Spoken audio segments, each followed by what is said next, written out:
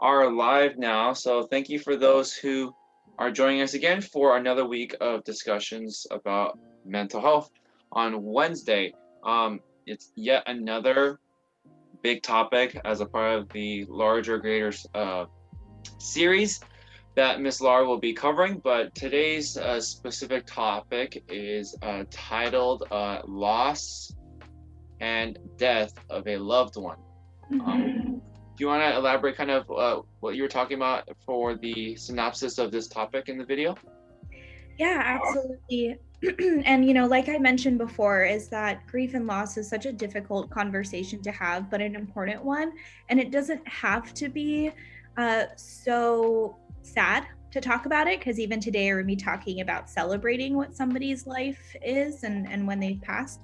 And if we see death as a natural part of life, then it becomes easier to face. If it's just something that is big, scary, unknown, when will it happen? Will it happen to me?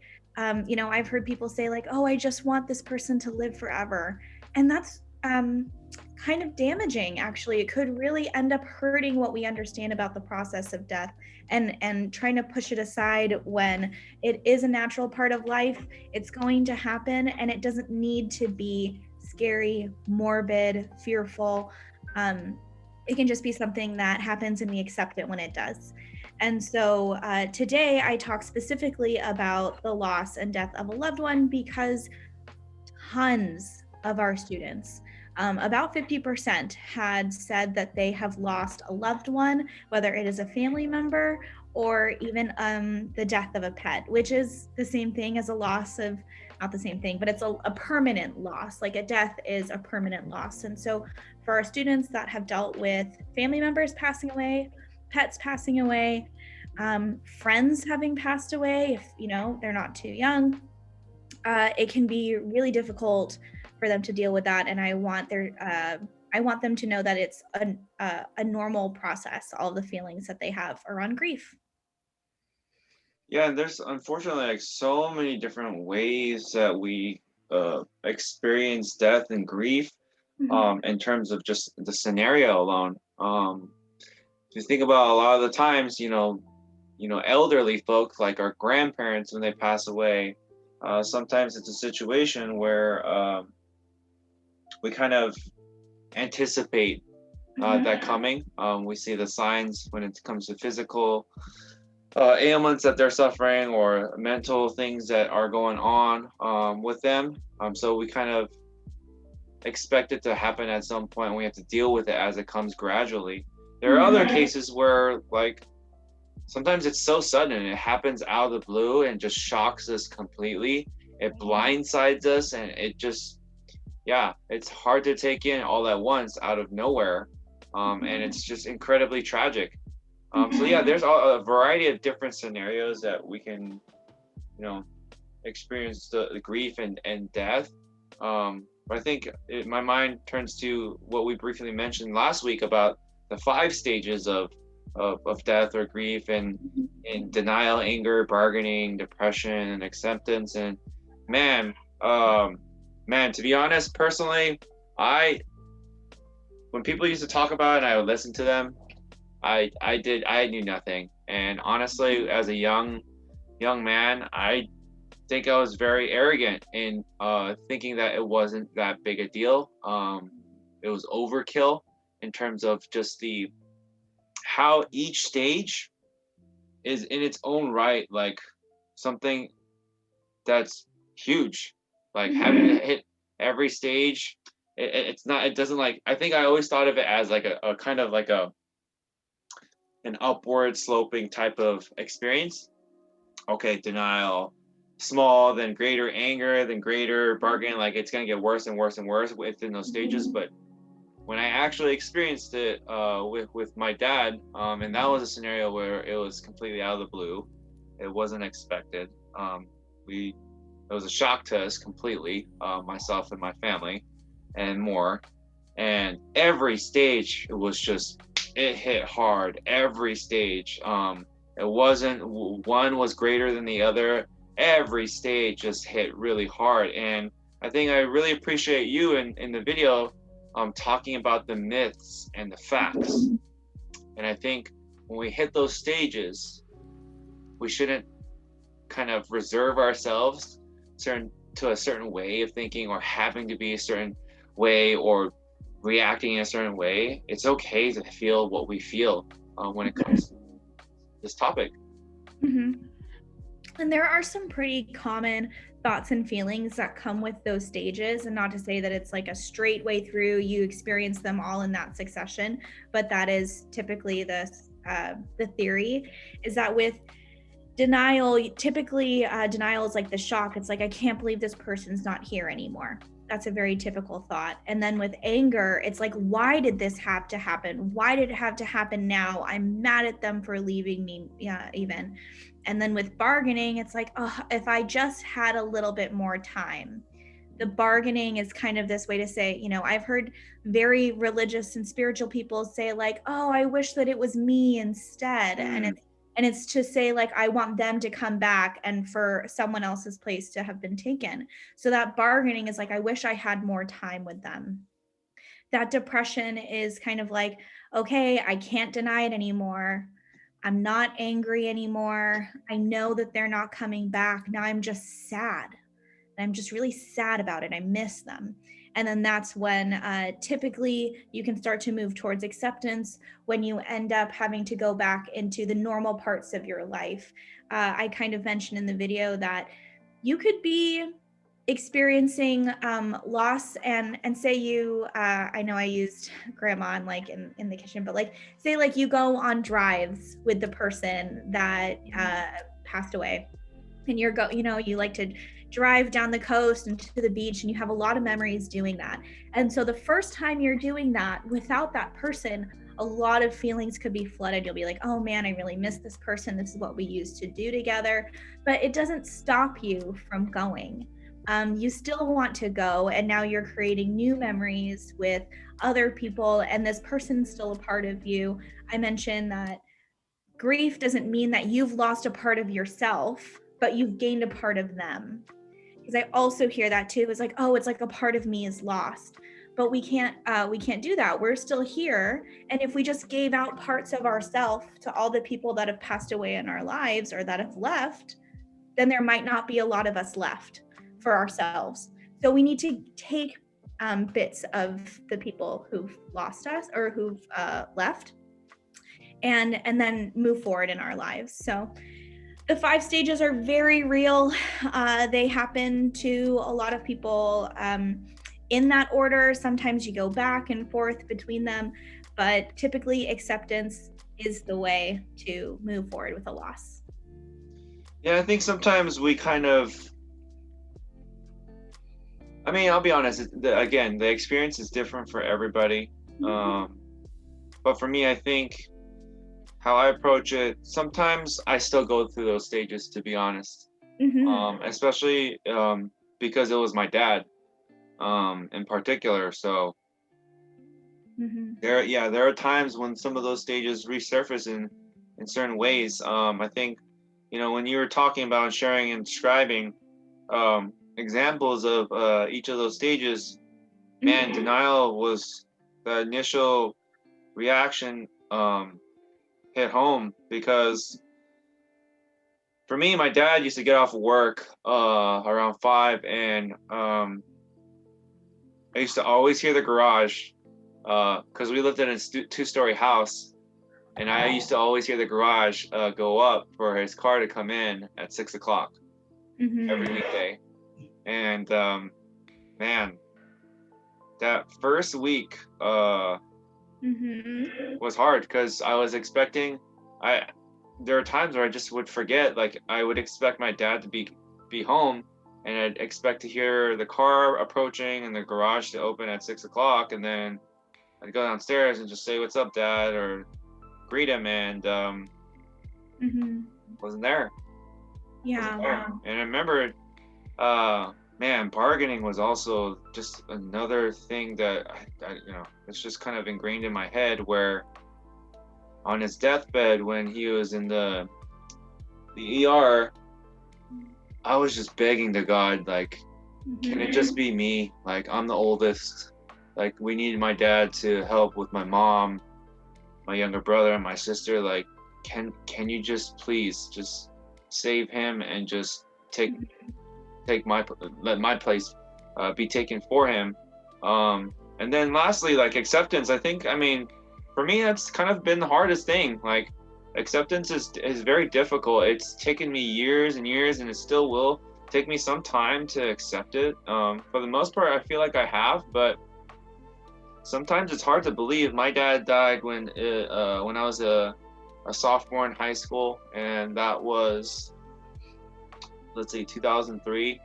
So it was 17 years ago, and to this day, it's still like it's still really hard to accept that he hasn't been around for that long. And I think it's important for the focus to be right for each and every one of us. And I think you touched on a very big point, and I think I've mentioned this word before in other discussions, but I think of the word legacy. What kind of legacy does my dad leave behind, or our loved ones we've lost? What kind of legacy have they left with us? What kind of impressions and lessons, morals and values have they left imprinted in our minds and our hearts? And how can we best serve them and their legacy? How can we live that out? I mean, it's taking a lot of different forms. I mean, I'm not suggesting these are the best, examples, but I mean, these were for some cases. Like I remember, my mom isn't a very big supporter, advocate of tattoos, but I remember my brother, so he doesn't forget when we lost my dad, he has like a little tattoo on his wrist reminding him of the date, April 9th, 2003, when he passed away. For me, I think in honor of him, we grew up in the outdoors, doing a lot of different things, hiking, camping, just appreciating being outside in nature. And I think as an homage to him, in a way, it means a bigger deal when I go on camping trips to embrace that and just embrace just the natural beauty that we have in this world, and allow myself to detach from civilization in a way, or like on social media, from a computer, from just any technology, really, just being out there, human versus nature type of deal, and just appreciating and being in awe of just what I have available to me. So I think we think about those things, and we try to honor them in that way. Yeah, absolutely. You mentioned a couple things that I want to touch on, which is that when someone passes away, especially when they are a major part of your life, and then also at a very impressionable age, like under the age of 18, I think that you begin to feel as though that routine is disrupted. When somebody is in your everyday life, that routine is disrupted, and then the loss becomes really apparent. For a lot of people, they're like, I've heard some of our students say, oh, I lost my grandmother's sister who lives in Mexico. And it feels like they're sad because they know that their family members are sad, but someone who is further away from the family may not have the same impact. The person who's in your life heavily on a daily basis, you will have that routine disrupted far more. And so then it will be a lot more present. And with this kind of honoring, it's like, how do I cope with the loss? How do I integrate this person as a part of my history, who I am and who I become, right? This like legacy. I think, I mentioned in the myths and facts, is the myth is moving on with your life means forgetting your loss. And I see a lot of people who feel so guilty that there are days that they don't think about the person that they've lost as time moves on. But really, the fact of the matter is that moving on means you've accepted your loss, and it's not the same as forgetting. You can move on with your life and keep the memory of someone or something you've lost as a part of you. And here's what you said about legacy, is that, in fact, as we move through life, these memories can become more and more integral to defining who we are based on the person that we've lost. And so in Coco, for example, which oh my gosh, if you haven't seen it, everybody needs to see it. Everybody, it's just a wonderful movie about grief and loss. And Miguel takes up playing the guitar. He feels this kinship to music, and then he realizes that it could be a family member, that it runs in his blood. And so this kind of way that you want to honor your family members is by taking on some of the things that they had interest in, keep their memory alive by cooking and eating the favorite dishes that they have, thinking about the ways they've helped you, visiting the places where they are buried, if they have a gravesite. I think that there are so many different ways to honor their memories. And another, as you said, the anniversary of the day that they pass away. It's to continually remind yourself that you're not here alone. You were built, and people have contributed to who you are with their lives. And so that's the celebratory part of having lost someone, is that you gain appreciation, more gratitude for them, and try to integrate them into who you are at some point. Like I said, you don't lose a part of you, you gain a part of them. Yeah, absolutely. I mean, one other point that I was thinking of is just to appreciate those around you. Because you never know. I mean, you never know what's going to happen in the future. We can't really predict everything. There are things that are within our locus of control.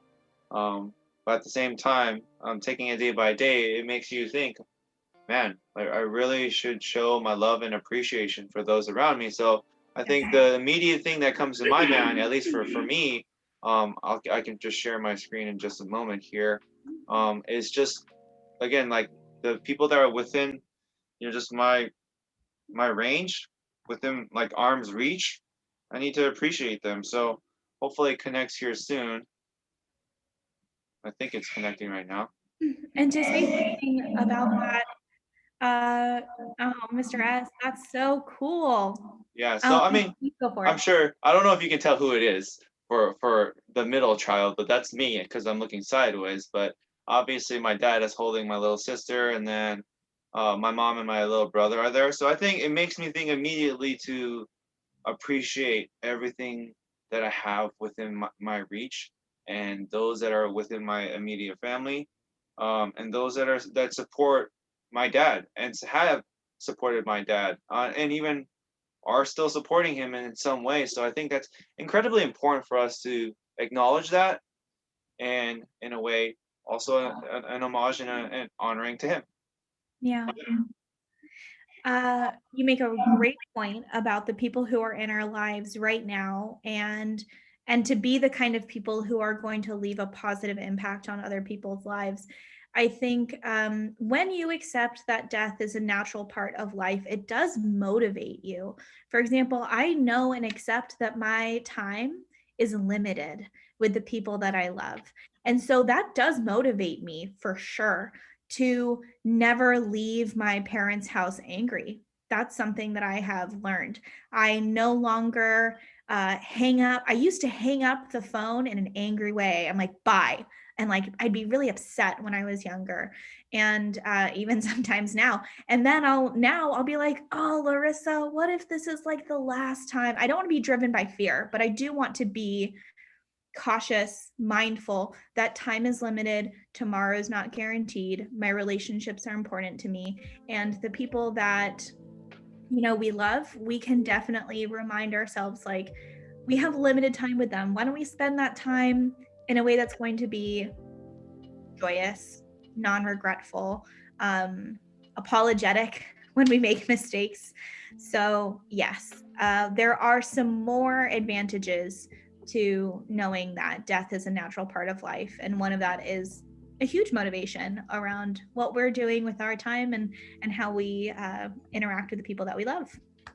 And I think you mentioned another thing about that, like sometimes if it's not in conversation and just the experience, sometimes we have like artifacts or like material things that we hold dear. I think there are situations where it could be good and great for you. There are situations where it could be bad for you. And I think for me, I think when I moved back to San Jose a couple of years ago, I think one thing I was holding on to from my dad, there's only a few things that I held on to. I think I might have mentioned it before too in another discussion, but he gave me a necktie as a kid. We loved Looney Tunes growing up. So my dad actually bought, and he forced us to wear at least a dress shirt and a necktie at the very minimum when we went to church on Sundays.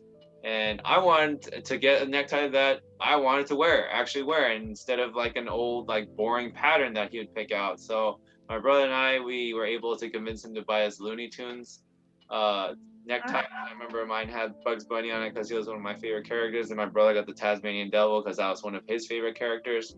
Um, and then the biggest thing, probably the most recently, when I came out here, I still had his glasses. That was like, it was just hard to let go. And then I finally got to a stage, later in life, like 15 years later, where I was just like, I don't need this. I can move on from it. And it could help somebody. So I actually donated the glasses to a glasses drive, or sunglasses drive.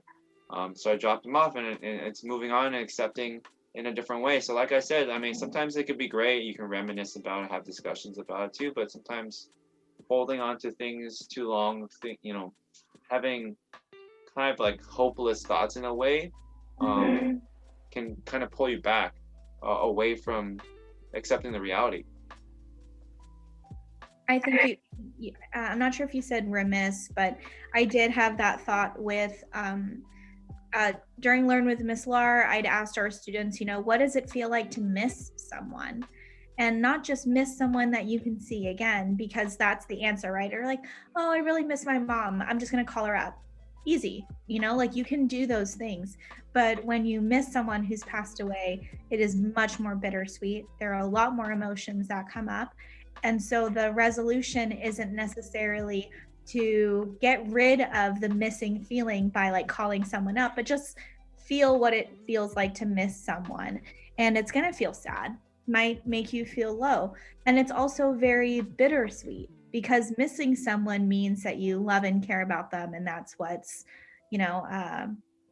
persisting. And so it can be a very complicated and sad feeling to miss someone who isn't here because you want them to be back, but also they are alive in your memory.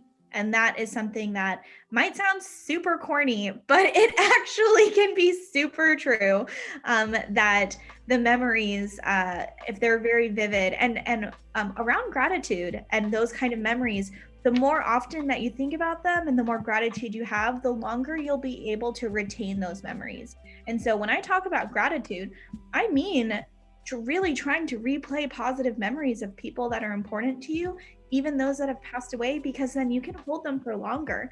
You'll have memories of your dad into your 80s if you continue to practice that gratitude for having that time spent with him.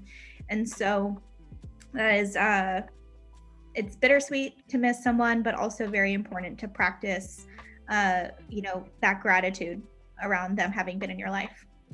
Yeah, and I think just related to that, that was just an example of what you can do physically. Obviously, in conversation, sharing your experiences, it doesn't have to be necessarily about that person. It can be a lesson that you learned from them. We talked about legacy, but at the end of your video, you talked about knowing what they've added to your life and moving forward.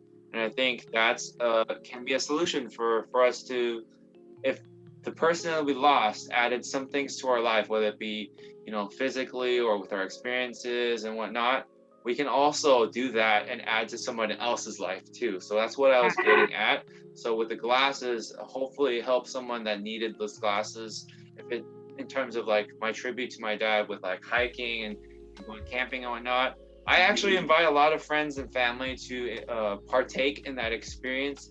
I don't always necessarily mention because of my dad or this and that, but it's like they know that it's embedded in who I am and who I want to be, to appreciate those things and thrive in those kind of settings. So that's a way we can add to others' lives. And, that cycle we want to keep going, because we want to help each other, human civilizations, human society, and just life should be about those explorative opportunities to help one another, especially. So I think that's a huge part. Those are a bunch of different things that you mentioned that were listed on an item at the very end of the video. So thank you for that, Miss Laura.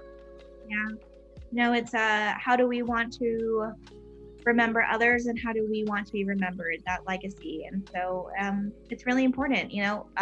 Last year, is it when Kobe passed away and everyone was starting to really think about this legacy of what he did and what he left behind.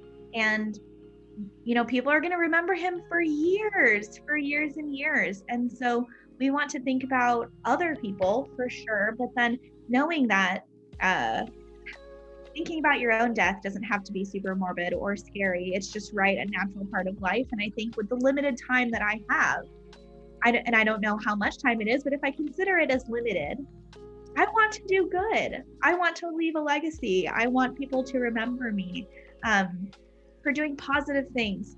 And so I hope that that's a motivator for how people act in their relationships and how they act towards other people and what we do to contribute and make a difference. So.